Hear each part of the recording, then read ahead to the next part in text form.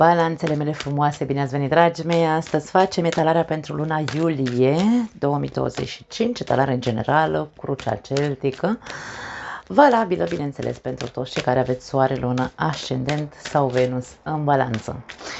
Începem. Vom tăia cărțile, le vom așeza pe poziție și vom scoate două cărți în plus pentru a vedea provocarea și surpriza lunii pentru voi. Hai să vedem.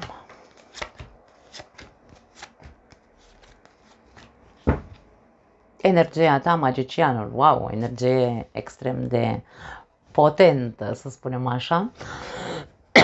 Magicianul reprezintă puterea noastră personală, încrederea în noi, credința că putem să manifestăm ceea ce ne dorim. E un soi de energie magnetică, alchimică, care te învăluie într-un fel sau altul în luna iulie. Foarte frumos. Hai să vedem situația. 2 de bâte, ai planuri. Interesant. Hai să vedem. Ce planuri are balanța? Ești foarte ambițios. Te văd foarte pus pe rele, bine, între ghilimele pe rele, da? Te văd foarte ambițios. 3 de cupe. Și 8 de bâte. Unii dintre voi poate vreți să faceți o călătorie în compania unor prieteni sau o călătorie de plăcere, de ce nu? Însă, aici avem un amestec de ambiție. Tu vrei să manifesti ceva aici cu magicianul. Aici nu e vorba doar despre fac o călătorie de plăcere. Aici e vorba despre poate o ambiție sau un plan pe care îl ai în legătură cu un grup de persoane, îl ai alături, da? Este un plan sau planuri alături de un grup de persoane cu care vrei să desfășori o anume activitate sau poate unii dintre voi vreți să plecați în grup, nu știu, uite, vreți să vă mutați, vreți să plecați în Spania, na. Aici e vorba despre asta, da? Sau, de ce nu, nu neapărat trebuie să fie legat de o călătorie, poate fi un plan de a crea, într-un fel sau altul, ceva, poate avea legătură cu rețelele de socializare, dar nu singur. Sau, dacă este singur, să creezi ceva, tu vrei să manifesti ceva, să creezi ceva. Dacă e vorba despre a crea ceva singur, are legătură cu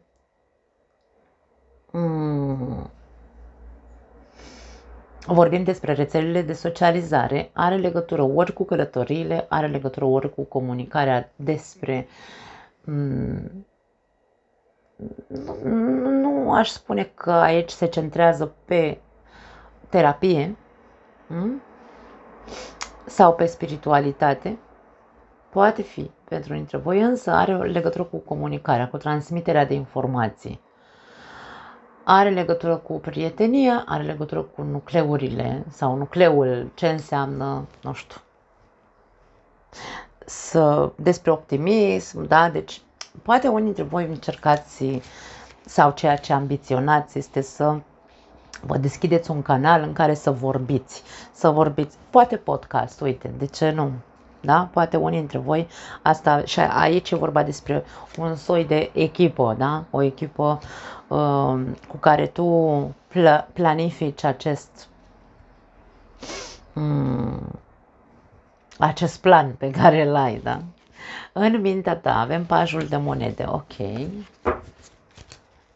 hai să vedem ce vrea să ne spună. As de spade și 8 de spade. Poate că acest plan pe care îl ai, într-adevăr, investiții trebuie făcute, un minim de investiție. Tu știi, ești conștient că trebuie să faci un minim de investiție în a-ți îndeplini acest obiectiv pe care îl ai. Dar pare că ești constrâns. Acum ori îți lipsesc finanțele, da? Sau nu stai foarte bine din punct de vedere financiar încât să investești nici măcar minimum, dar poate că ar trebui să găsești o soluție. Asul de spate întotdeauna vine cu o soluție. Aici e ca și cum ți se spune, ok, înțelegem, da? Acolo sus cineva îți transmite mesajul, înțelegem că nu îți permiți în momentul de față, pentru că poate nu ai banii respectivi. Însă nu sta degeaba, pentru că pajul de monede este cel care face pași mici, însă face pași siguri, să zicem așa, în care zice ok, ce-ar fi, de ce nu, să mă gândesc la o soluție, să nu îl iau pe nu în brațe. Aici cam asta este, să zicem, mesajul care ți se transmite. Nu îl lua în totalitate pe nu în brațe. Poți găsi soluții. Tu doar încearcă să faci primii pași pentru a găsi soluția, în cazul în care vorbim despre o investiție financiară. Asta nu spune că trebuie neapărat să te duci la bancă să ceri un împrumut. Nu, tu întâi puneți mintea la contribuție, să vezi ce opțiune ai întâi, unde poți să găsești banii, fără să te bagi aici în probleme. Atenție, pentru că optul de spade poate fi îți faci mai mult rău decât bine dacă nu e decizia corectă, da? Ai nevoie să mintea să fie clară, să fii înțelept într-un fel sau altul, da? Să fii, hai să zicem așa, cu picioarele pe pământ, dacă vrei, și cu conștiința deschisă că nu poți să-ți permiți riscuri financiare. Da? Asta simt să-ți transmit. Poate tu ai foarte mare încredere în tine. Poate da, eu nu zic că nu, e ok, e foarte ok să avem încredere în noi. Însă depinde foarte mult de situația în care ne aflăm. Dacă tu în momentul de față ești la ananghie și nu dispui de cash, da, de bani pe care să investești, încearcă să găsești soluții, nu-l lua pe în brațe că nu o să poți, însă nici nu te arunca așa, pentru că poți să-ți faci mai rău decât bine. Hai să vedem în continuare. 7 de monede în subconștient. Da, aici pare că tu ești focusat pe a vedea de unde să găsești acele investiții, acele resurse ca să poți să investești. 5 de monede. Vine să spun că parcă toate ușile ți se închid. Și paj de băte. Dacă tu nu primești, de exemplu, un împrumut de nicăieri, aici tu știi de ce. Aici avem zona subconștientă. În trecut probabil ai făcut investiții riscante sau impulsive și încă mai tragi în urma acelor investiții. Nu ai analizat situațiile cu picioarele pe pământ în trecut și aici e ca și cum ușile toate sunt închise în momentul de față. Asta vrea să spună că nu o să ai parte de ajutor. Poate că ar trebui aici să comunici aceste planuri pe care tu le ai unor persoane de încredere. Poate asta vrea să ne spună principala linie care a ieșit aici. Tu ai planuri, ai sau ambiționezi ceva, un obiectiv, ce-ar fi să te deschizi și să mergi să vorbești cu persoanele de încredere, fie ele prieteni, familie, nu știu.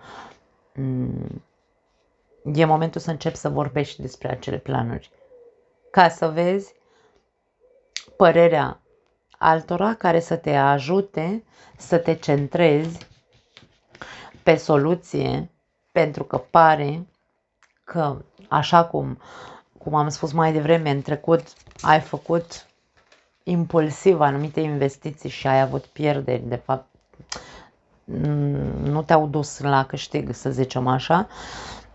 Ușile sunt închise în anumite părți, însă o soluție vei putea găsi. Nu cred că e vorba despre, deocamdată în tot ceea ce văd aici, nu cred că este vorba despre faptul că ți se vor închide toate ușile și nu vei reuși să găsești. Dar, hai să vedem în trecut. 9 de monede. 9 de monede este cartea independentului, pe picioarele lui, da? A independenței, a mândriei. Avem 7 de băte și 6 de monede. Eu cred că tu n-ai avut limite în trecut. Atenție mare aici. Cărțile sunt extrem de pozitive, însă tot contextul acestei povești mă lasă să înțeleg că în trecut n-ai știut să-ți pui frână. poate ai cheltuit așa, nu știu, pe capricii, poate, nu știu, toate investițiile pe care le-ai făcut, dacă au fost impulsive și ți-au adus de fapt pierderi, dacă nu le-ai făcut cu cap, cumva, de aici trebuie să extragi o lecție, da. Nu lecția fricii și a frânelor, ci lecția pe care tu și în trecut atitudinea ta era una de, nu știu, probabil, nu aș vrea neapărat că erai plin de tine, pentru că aici, da, putem să avem aici o formă de mască a ego-ului care era foarte inflamat și mândru și, nu știu, ca și cum ai ajuns cumva pe un piedestal și ca și cum aici ce s-a întâmplat este că ți s-a arătat o lecție care are de văzut cu n-ai știut când să te frânezi, n-ai știut să te frânezi la timp.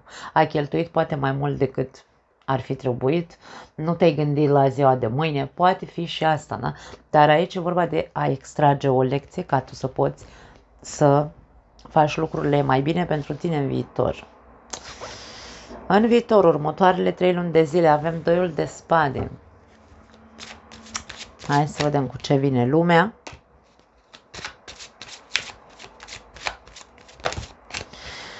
Și magicianul. Deci, dragii mei, poate că situația de blocaj sau de a nu găsi încă finanțare, dacă vorbim despre un proiect, de a nu găsi, nu știu, resurse ca să poți să pleci în străinătate, dacă despre asta e vorba, de a nu ți se îndeplini obiectivul pe care tu îl ambiționezi, da? Indiferent care este el, că aici e vorba despre, știu și eu, a fi mai sociabil, că e vorba despre a pleca în străinătate, că e vorba despre un proiect, cum am zis, pe care vrei să-l întreprinzi.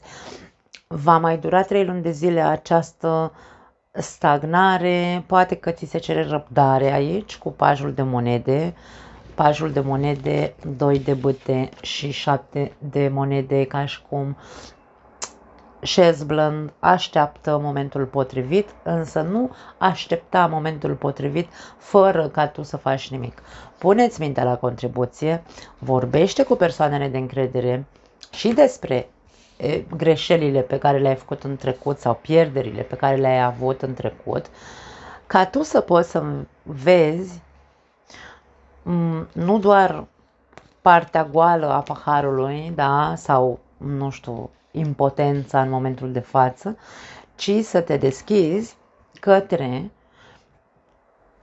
a găsi acele soluții și a schimba un pic perspectiva, conștientizând, bineînțeles, că ai această parte impulsivă de a investi aiurea fără să gândești de 2 ori înainte să o faci. E o mare lecție pe care probabil unii dintre voi trebuie să o învățați. Acum, după 3 luni de zile, vedem din nou un blocaj. Ce blocaj? Blocajul este cumva un soi de neacceptare, un refuz din partea ta de a accepta să vezi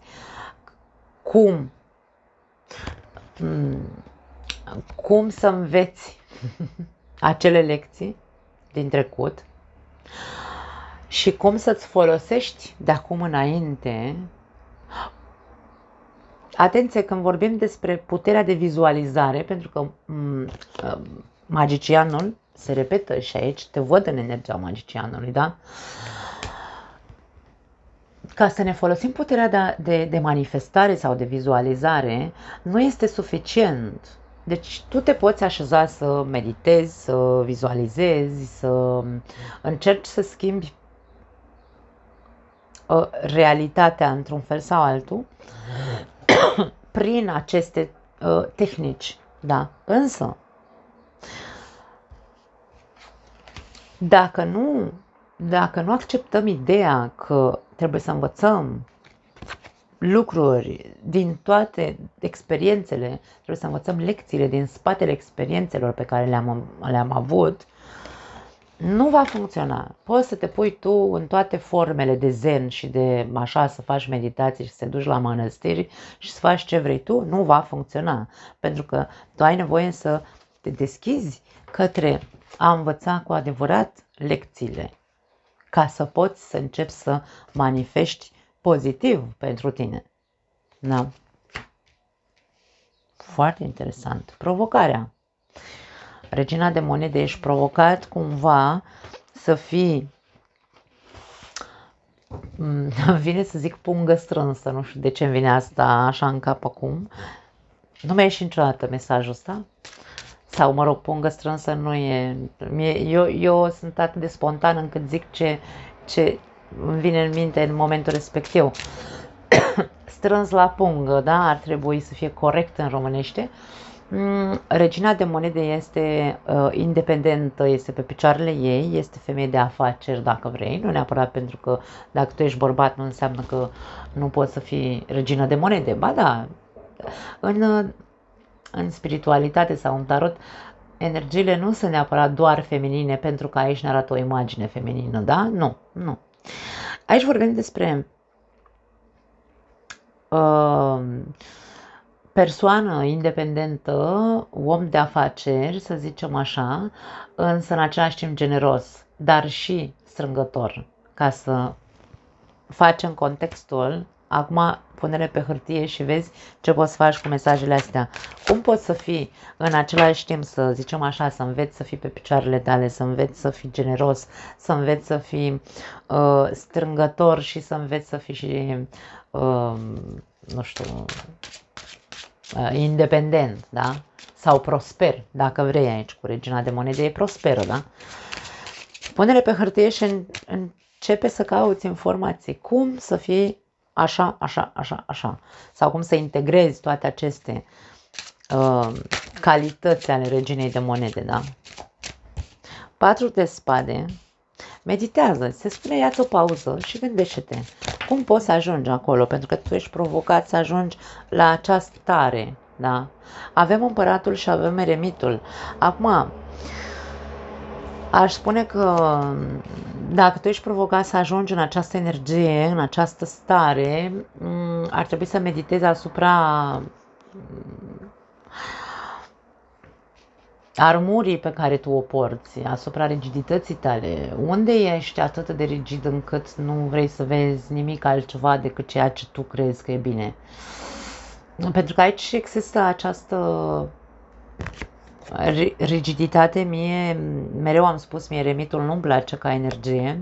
Poate să fie el să ne arate înțelepciunea. Nu ajungem la înțelepciune când suntem rigizi. Oricât de mult ne-am crede noi că suntem maturi, că suntem, nu știu, avem idei constructive, însă maturitatea nu se atinge decât dacă există flexibilitate. Și aici avem două energii extrem de rigide. Ăsta nu știe decât drumul lui ca un cal așa, da? Are lumina în față, nu vede la mai mult de 2 metri în fața lui.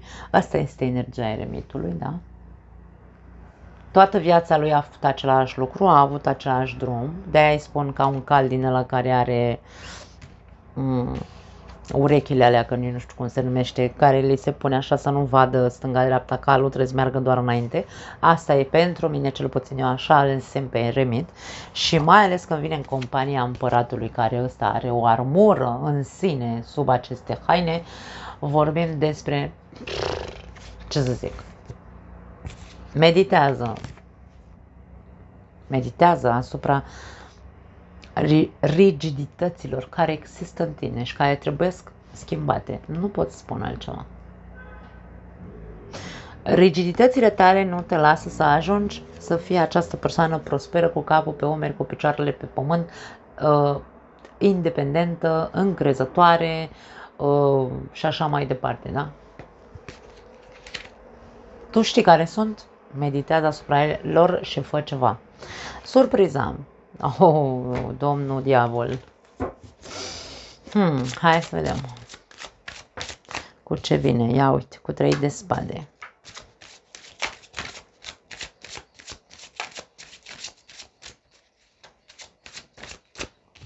și 5 de spade.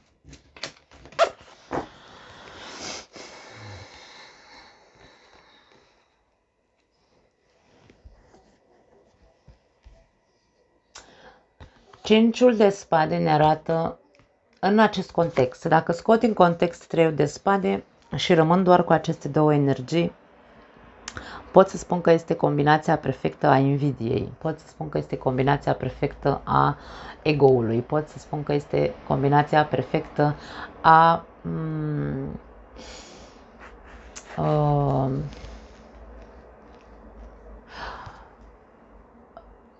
nevoii de control, lupta de a deține controlul permanent.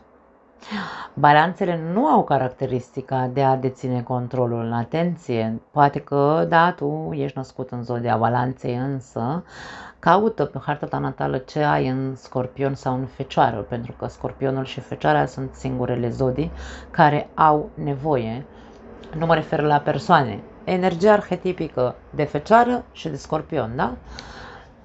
Sunt cele două energii arhetipice care au nevoie să dețină controlul în totalitate. Uite-te pe harta ta natală și vezi ce ai în Scorpion sau în Fecioară. Și de ce tu, aici revenim la tarot, de ce tu ai nevoia să fii, într-un fel sau altul, cel care deține controlul la sânge. Și nu vorbim despre doar controlul, pentru că aici nu vorbim de autocontrol, atenție, nu, aici este controlul asupra tuturor situațiilor, sau, de ce nu, pentru alții poate să fie descontrol, nu știu dacă e corect în românește, adică îți lipsește autocontrolul, pentru că te iluzionezi foarte repede, te agiți foarte repede, te arunci foarte repede unde nu trebuie și atunci tu nu conștientizezi. Aici surpriza este ok. Hei, surpriză, vine și îți arată imaginea ta negativă prin care faci lucrurile și prin care îți faci foarte mult rău singur. Pentru unii dintre voi aici, dacă vorbim așa despre aspectul amoros, pentru că în momentul în care apare combinație în întreaga etalare, da? Sau până se termină etalarea, apar combinații de genul ăsta, indiferent că nu sunt unele lângă altele cărțile. Aici avem unele lângă altele, însă treiul de cupele avem la începutul etalării. Nu are importanță. Când avem aceste, da? Când avem aceste cărți în totalitatea etalării, din punct de vedere amoros putem să vorbim despre persoane care trăiesc relații toxice pentru că au nevoie, sunt persoane, relații toxice sau relații de triunghiuri amoroase, trăiesc relații periculoase, se simt atrase de persoane periculoase sau le place, ei incit pericolul. Aici vorbim despre, ok, din punct de vedere amoros, dacă vorbim aici despre, nu știu, faptul că ești implicat într-un triunghi amoros sau ești implicat într-o relație toxică din care nu te mai, nu că nu te mai scoate nici Dumnezeu, tu nu, într-un fel sau altul, nu vrei să vezi, da? Că ce manifesti nu e ok pentru tine, putem să spunem că această etalare ne arată sau te sfătuiește într-un fel sau altul să-ți pui ambiția să stai cât mai departe de aceste tentații de triunghiuri sau să stai cât mai departe de influențe, anturaje care de fapt nu te duc la nimic sănătos. Da? Deci tu trebuie să începi să conștientizezi acest lucru.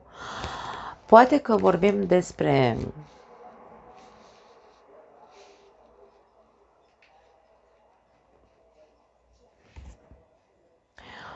faptul că tu nu poți să vezi, tu consideri că persoana, nu știu, care te atrage, de exemplu, e persoană cu capul pe umeri întotdeauna. Eu am am flash-uri acum, pentru că și în astrologie când vorbeam la balanță și în ultima perioadă când am făcut interpretările astrologice în luna iunie, cred că a ieșit același lucru când vorbeam despre Jupiter, cred, nu mai țin exact minte contextul pentru că am foarte multe lucruri în capul meu, însă îmi aduc aminte și am flash-uri acum că am mai discutat despre chestia asta. Aici ca și cum eu am deja vu-uri și voi nu. Voi nu puteți să vedeți că de fapt nu e sănătos pentru voi modul în care vă relaționați. Da. Și aici, ok, surpriza, vine surpriza. Ce să vezi surpriză? Ia uite, altă problemă emoțională, te bagi în altă, nu știu, în alt triunghi sau te bagi în altă relație unde aici putem să vorbim de violență, da? Din toate punctele de vedere. Lupte de putere, nu știu, toxic, tot ce poate să însemne toxic, surpriză, na, că ți se mai arată odată că poate până la urmă deschizi și tu ochii și vezi. Da? De ce nu accepti aici, wow, foarte tare mesajul pentru unii dintre voi, de ce nu accepti faptul, în următoarele 3 luni de zile ar trebui să accepti faptul că trebuie să alegi singur, într-un fel sau altul, să închizi capitolele cu persoane magicieni, tip magicieni.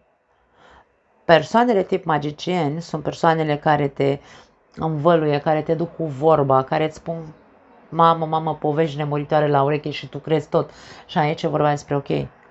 Ce-ar fi să deschizi ochii să accepti faptul că aici tu negi, da? Când avem această poziție este negare, nu e adevărat. Și aici e vorba, nu e adevărat. Deschide ochii, deschide-te către a accepta ideea că tu trebuie să închizi capitolele cu aceste persoane tip magicieni. Să nu te mai lași păcălit. Da. Ai nevoie să meditezi, pentru că tu nu... Provocarea este pe parte de generozitate în ceea ce privește iubirea. Tu ești cel care, într-un fel sau altul, ajunge să fie părinte în loc să fie iubită, da? Ești mamă în loc să fii iubita respectivului partener, ești tată în loc să fii iubitul respectivei partenere. Îți îngrijești partenerul, îi faci pe plac tot ce vrea buricul lui și aici e vorba despre ok, da, ok, și tu unde ești în contextul vieții tale? Tu când te disciplinezi să pui piciorul în prag pentru că împăratul dă cu pumnul masă și zice gata, păi dar eu m-am săturat aici, da? Eu îmi consum toată energia, aici cărțile astea îți spun. Tu îți consumi toată energia fiind generos în totalitate cu celălalt, fără să te gândești la tine. Unde este maturitatea despre care vorbeam mai devreme? Unde este structura personalității tale în care să poți să pui piciorul în prag și să zici eu nu mai vreau să trăiesc așa și așa cum eu sunt generoasă și eu am nevoie să primesc la rândul meu, da?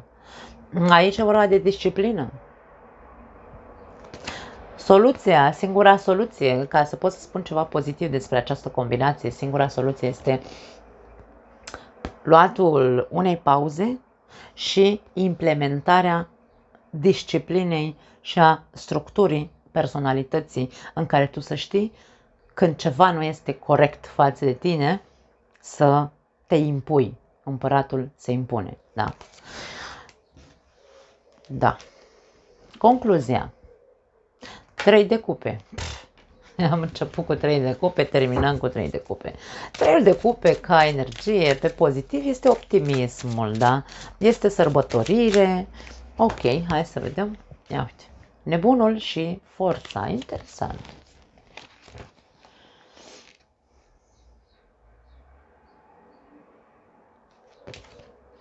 Da, poate concluzia aici este foarte pozitivă și spune dacă tu reușești să fii într-un fel sau altul, să găsești în tine